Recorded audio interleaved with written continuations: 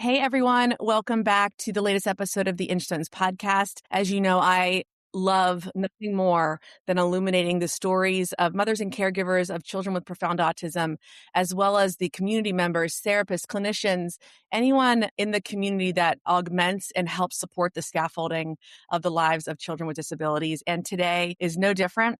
I have Dana Spett here with me. She is the founder of Pony Power Therapies and is located here in New Jersey, where I am. But Pony Power, their overall mission is very simple. It's connecting people with disabilities and life challenges to the wonders of horses and equine therapy and farming and nature. And I can't think of a better platform to support and to illuminate today here on Inchstones. Dana, thank you so much for being here today. Thank you so much for having me. Tell me, if you can, the origin story of Pony Power Therapies. Absolutely. And I think it all resonates because I'm also the mama of the muse of Pony Power is, I'll predate that a bit. My own journey is I had the privilege of being in the company of horses at age 5, which I didn't realize how defining that would be until many, many years later. I'm a social worker by profession. I have an MSW and have since also earned a doctorate in social work. So having the social work background and the equine experience coupled together with my most important job, which is being a parent of 3 amazing humans. My middle human presented with some minor sensory disorder symptoms early on, and just being in the field of social work and school-based social work and kind of reading signs early on, got quickly into therapy, which was to try to get ahead of what I knew was coming down the pike. And the therapies were fantastic and did what they needed to do, but they really reached a plateau. And when a 3 or 4-year-old was considered for medication to treat behaviors, I'm not anti-medication, but I didn't feel right in my core. And as a social worker in school-based programming, I always told moms and dads to trust their gut. So my gut was saying no, not yet. And I explored other opportunities. And one that came across my radar was therapeutic or adaptive horseback riding. So for me, it was kind of a no-brainer. I was like, right, horses, nature. So I explored that. I got certified myself and started a very small program for Pony Power 26 years ago with one horse that was donated from the community and 4 clients, one of them being my own daughter. And it just took off. So I was able to slowly transition away from child study team coordinator for school services in special ed schools and move into a full-time role, growing and nurturing and really raising my 4th child, which was Pony Power Therapies. Huh. You know, you hit on something that I have to go back to because it's one of the core pillars of my work. I believe that maternal instinct is data. I believe that mothers and caregivers specifically are primarily wired to understand and be the experts of their child, whether they are typically developing or neurodivergent. And I'm so happy that you spoke to that on your own journey because I don't think that we illuminate or give enough airtime to that maternal instinct as a driving force behind love. And it's this unconscious tapping in. And I'm so glad that you shared that because I think, like you said, you had this experience at 5 with horses, and then having your atypical child and watching them develop and the choices that are being thrown your way. It sounds like Pony Power Therapies almost maybe a part of it was baked into that deep inner knowledge that you knew.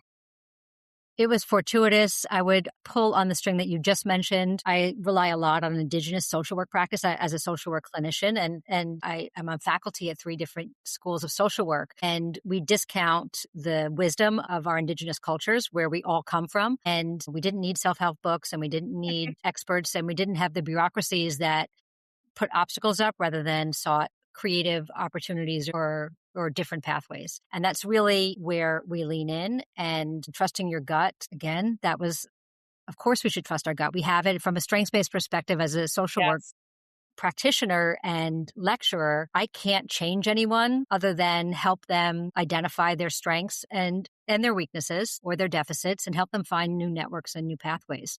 That's the role of a social work. I'm actually going to just advocate our work is not equine therapy. It's equine-assisted social work or equine-assisted services, because our humility requires us to really be specific about the language and what we're offering. And I think by default, it gives back some power to those that we're interacting with, where they, again, the folks who land on our farm or folks who land in our classroom are seeking knowledge and the best role I can play is helping them unlock their own power. And that's really what mamas do, right? We're looking for our children to be their best version of themselves, however that may be. So really interesting journey. And for whatever reason, my path has taken me this way, and I'm incredibly grateful for that.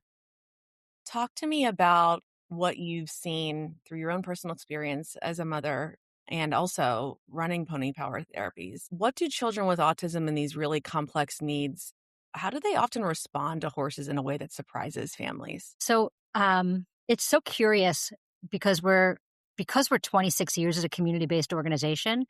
We're getting to see kind of rhythms and developmental stages, again, which speaks to my clinical training as a social worker and responding to the fact that things come and go.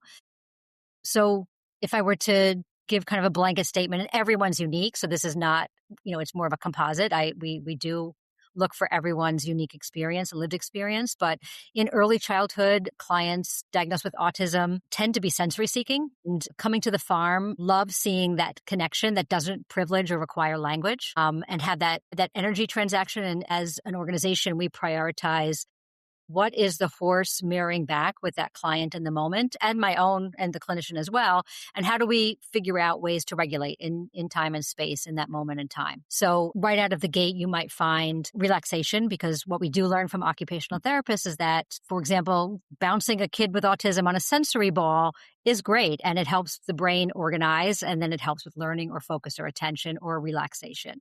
So you put someone on the back of a horse, it's like a physio ball, except it's real time. It's responding. The horse is moving through space, and I'll back up. Safety is everything at Pony Power. There's a Mhm. whole information that goes in before we actually put someone on horseback. Once you're on horseback, there's someone leading the horse or pony, and then there's a sidewalker on one side and an instructor on the other. So position and safety are number one, because that's what reduces all of our stress. But when a rider is sitting in the proper position on the back of a horse and the horse is moving in a forward rhythmic way, the input's the same as human gait. So you're Mm. getting by default both proprioceptive and vestibular input from the animal. But what it's also adding, because it's nature based, is that you have all the sounds of nature. And our brains are hardwired to receive nature sounds. It's visually stimulating because we choose to, well, we were privileged again to be, I'm looking outside our window at the foothills of the Ramapo Mountains. And so we border green acres. And so we really lean into quiet time on the back of a horse in nature, because we really lean into attention restoration theory, or what nature connectedness can do to the individual, especially those with disabilities. It's calming. It's not competing. So you have the movement, you have the horse reacting, you have it being very multidimensional and working on core, which is, again, we know from our therapists that that's tends to be a weakness. So strengthening that core helps with everything, with posture, with the vision. We're working on eye contact, but really client centered, what's interesting to them. And that's the thread that we're going to pull. It's also social, and social in a way that doesn't require language, which we know with this population is wonderful. And I would argue in my own research and scholarship, as we're investigating, there's a whole pedagogy and beauty to silence. Mm. We learn from our clients with autism, and you're present for a lot more and you notice a lot more. So that's our perspective. So that's the riding. It could be a grooming session where you're learning how to approach a horse and join a horse and connect. We have garden assisted learning. So because we're a full system farm, we produce 1,000 pounds of manure a day, and we had a problem to solve. So we compost in place, and we have an accessible food production garden. So really showing kind of that full circle life cycle, no waste in nature metaphor, beauty of the rhythm of a farm. And we know that repetition and routine and predictability and sensitivity to sound and sight and all of those sensory experiences really satisfy the needs of a sensory seeking individual, which is beautiful. It's so beautiful. I know, just as someone that's, on social media for my own, mission, so much that's talked about online in this space is about regulation, and not just about the child, but the whole family, and specifically the mother, and how she is sort of the heart regulatory system of a family. And not to put the pressure on mothers and caregivers, but I think you speaking to the fact that when you are able to provide a natural regulatory experience, I love that you just correlated, that bouncing of the ball. I mean, I've got them in every room of my house. Well, not during the renovation, but like because and you're absolutely right. Like there's a synthetic way that we can produce that It's wonderful. and Yeah. it's wonderful. And I'm so glad that science has come so far. But when you explain it like that, that gave me an aha moment right now. That is exactly what we're doing. And that input, I have a photo from my daughter who they go to a special needs school and participate in an experience like this. The smile, the natural smile on my daughter is so different than the smile in a classroom for her. And I can't articulate that enough. It is so obvious when you look at her smile on her face on the horse versus maybe in a sensory gym. It's just different. And I wish I could speak, more prolifically than that. But I love that you're sharing that like it is part of why we need to lean on nature to give them these things that we've been trying so hard and have such a chokehold on that it has to be done this certain way that when we release that and go out in nature and find, your farm and places like this, it does something to the nervous system, not just to the child, but to everyone that participates in it. There's theory to support that. So again, that's what I just finished Ramapo College has a graduate school of social work, and it's down the road from us. And we've been working with them for a while now. And they allowed me this year to develop a curriculum to teach as an elective final semester master's level social work students. And we brought in equine and nature assisted social work as a way for somatic and experiential learning in clinical social work. And it was just an alternative tool to add to social workers' toolkits about how is the traditional talk therapy working with your nonverbal autistic client. Yeah. And I don't Yeah. mean, and it's like, tell me how I really want to know how that's working. Yes. Because that was my first experience as a social work intern. Was I was given adolescents in traditional talk therapy. And I was like, okay, none of us want to be here and we're getting nothing done. And so we're wasting a whole lot of money, and we were attached to a gym. So we went out and we moved in the gym. Mhm. And that was kind of, again, not knowing at the time, but that was a pivotal moment where children, I would argue adults also, don't have the words that really access what we're feeling. And it may be better to experience or to get that sense of regulation before they can even begin to unlock what they want to work on. That's really our inflection point here. And I believe why we fit so well with our community, because we're staying very clearly in our lane. We're really almost that, I hate the term, but like a social lubricant or that foundational component of getting people out, being in the company of others, and being able to regulate. And until you have those conditions, and I would say those conditions kind of come and go, that's the polyvagal theory kind of in real time. You don't have permission to treat, whether it's a child, and you also don't have an opportune experience to learn or to be receptive to learning. And so kind of teaching our social work students at Ramapo, lean into nature. And you may not have a farm to access, but we came up with all kinds of strategies of how you can bring a box of leaves, or you can go on a nature walk wherever you are and find items. That's asset mapping for anything positive. And that is our common goal. So the other theory you lean on is the biophilia hypothesis, which basically suggests, in a nutshell, that humans have a biological imperative to connect to nature. And in the absence of nature, we suffer. Full stop.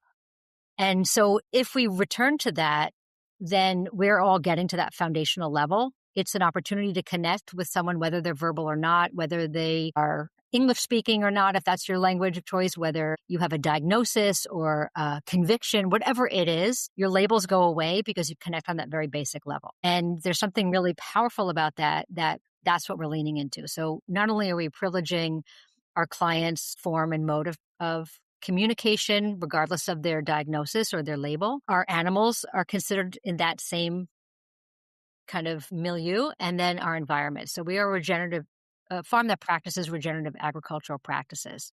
So really carrying that through line between the human animal, the non-human animal, and the environment. Nature obviously is so healing. And the nonverbal aspect of children like mine and a number of children I'm sure that you see at the farm speaks to the power of nonverbal communication. I laugh. I took a course, like you were saying, you were around horses at 5. I happened to take a course in nonverbal communication my senior year in college, right? And I loved it. I found it so fascinating. And looking back, it's ironic, right? Because I was so interested in that. And I wonder what we can do more to share and encourage parents who have children with more of the on the profound side and really struggle to even get out of the house to even participate in something that your farm might offer, or and to get out in nature, because I know that there's what I find and I hear so much is this massive gap where the pain sits. And the pain is I can't even get out of the house safely to even experience something like this. I want to so badly. I know that I hear everything that is being told about the restorative nature of this that would help my child, yet leaving the house feels so unsafe. Can you talk to me more about that and what, that looks like when a family does get there and their child is very dysregulated, and how you might approach that from a new client? That's like one of the best questions I've ever been asked in an interview because exactly, and you just kind of nailed it. So again, just to reiterate, Pony Power is neither diagnosis nor age specific. So our youngest client, not in the riding, we have a Forest Babies outdoor education program, is a year and a half, and our eldest client to date is 95. My So we God. are full life spectrum. And when I said earlier that we kind of see our clients over 26 years now, and we're growing with our community, which is fun and exciting and being a true community member. We find that we have clients that start with us in early childhood. They may leave during adolescence because maybe behaviors or maybe there's just other activities but then they come back to us post 21 because our Mm. clients are hitting that service cliff at 21. And as a social worker, justice and advocacy is a big component of our work. So we work really hard with Department of Developmental Disabilities. We're an approved site. Our services are paid for hopefully by entitlement money. Mhm. And we're a safe space. So we're a fully dedicated center to the disability community. So it's okay. Again, our adults, how do you track for if the expression of joy is an outburst. So here, that's accepted. And here it's normalized. And I think we're reducing family stress because the family might come in and say, oh, I'm so sorry, they're yelling or the behavior. Like, that's who we are. That's real life. So our horses are acclimated. Our clients are acclimated. There's no judgment. Our 4 employees are supported by about 150 active community volunteers who are all feeling and involving themselves and really understanding that a squeal is not necessarily a bad thing. It's joy. Or a squeal might indicate I don't have the words, something doesn't feel right. And then it's our job as care partners to figure out how to reduce that barrier, remove that stress, comfort, regulate. So that is our job. And that happens all the time. We have group homes that come here. We have adult day programs that come here. We have clients who this is their only activity outside of the home or outside of day program. So figuring out ways to model for others in the community how you can accept folks and how you can model programs that might be a little less stressful for a parent or a care partner to get their loved one out of the house. Because we are full year and we tend to book by semester, we know there's an onboarding process and we have to present all of our sensory kind of experiences. We expect a sensory overload, and we know that that takes time. We have to earn trust. Mhm. So some clients fall right in session 1. Some could take 10 weeks. And again, no judgment. There's no prescription. We're client centered and we'll go along with the client. I'll And tell you, not to see, interrupt. if we see No, signs no. of regulation, we'll continue. But if it's also not for everyone. So if it doesn't feel right, we might say, you know what, it's not right now. We'll talk it through. If client wants to bring in their behaviorist, we'll work with them. We're not going to offer a discipline plan or a behavioral plan. That's not our expertise. But we are here for the community, and we have whether it's riding, horse-assisted learning, garden-assisted learning, and other social skills like pre-vocational training that we're working on now and job sampling. There is an array, and I would argue that some part of the farm will resonate with some part of a human. Yeah, I mean, again, having 2 children with profound autism with the exact same diagnoses, right? And a boy and a girl, and they're not twins and they're 2.5 years apart. My daughter has taken to this kind of experience quickly and without much dysregulation. My son is very much in the early stages of even wanting to get close to the animals. And he will ride on the back on a little seat that's being pulled. And he is so happy. And he is so, you can see this exalted look on his face. And it is interesting to me that even within a family, even within siblings, just like any family, they're going to experience this differently. I'm so glad that you spoke to that from parents that maybe only have one, and they think, well, why did that child take so easily to this? They're not showing some sort of outburst immediately. Like, and then you have these again the mothers and caregivers, this cycle of pain, fear, shame, grief, loss, all these things.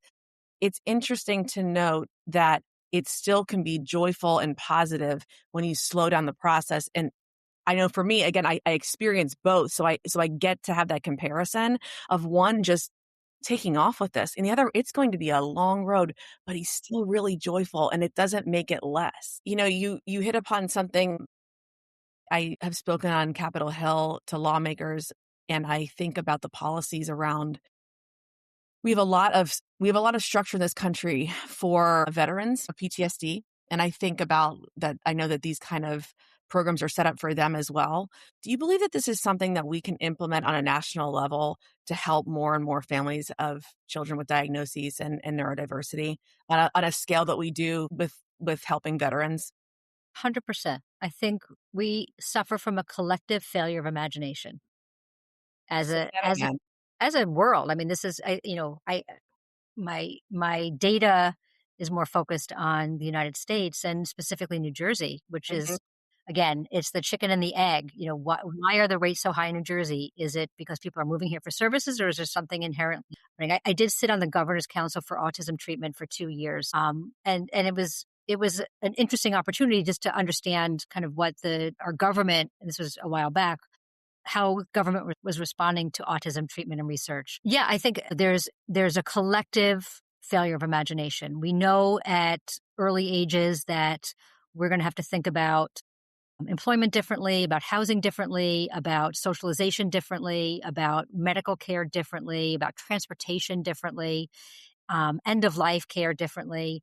And we're so far behind the eight ball. When I was back on the Governor's Council, I think it was an average of 20,000 individuals diagnosed with some form of intellectual or developmental disability yearly, meaning there were an additional 20,000 entering the system at post 21.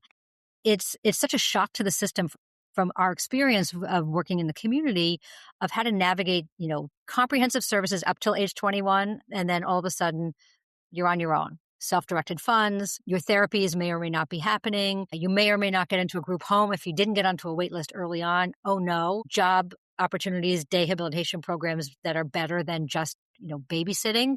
This is so one of the opportunities that we found here at Pony Power is in farming Mm. and as a pre-vocational training site or a job sampling site. So we have a problem to solve, right? We're losing our farmers for a bunch of different reasons. From policy, it's from just people not returning to farms. The need for farming in our food systems is key. It fits into all of the other pieces as well. And when it's a routine job, it's a way you can operationalize, you can put schedule boards up, you can train. It's so deeply sensory. So it satisfies that void that you may not be getting your traditional therapies all the time. And it's truly productive and purposeful in our community. And as a social worker, if you don't have purpose, Yeah. you really are flailing. And so coming up with meaningful jobs for our community of adults with autism, one opportunity is farming. So we have a small test site here and others are doing it as well, but kind of figuring out how to integrate into food systems and how to